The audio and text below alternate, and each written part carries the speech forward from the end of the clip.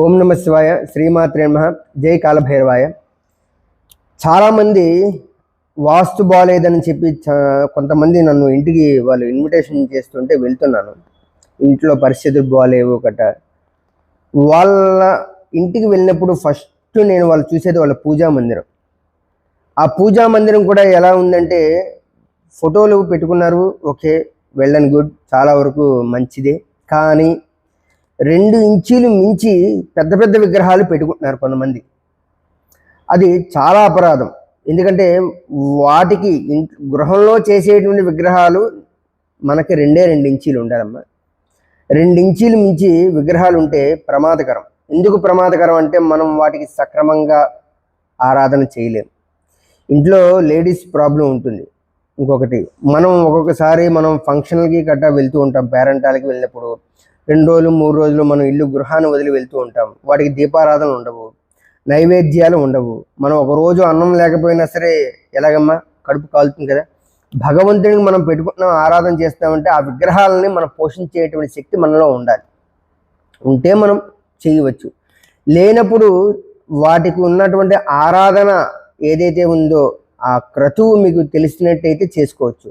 క్రతువు తెలియకుండా షో కోసం ఇంత స్వామిని పెట్టేసుకుంటున్నాం, ఇంత అమ్మవారిని పెట్టేసుకుంటున్నాం, మాకు మంచి జరిగిపోతుంది అనేటువంటి భ్రమలో మీరు పెద్ద పెద్ద విగ్రహాలు పెట్టుకోవడం వల్ల ఏంటంటే మీకు అనర్థాలే జరుగుతాయి.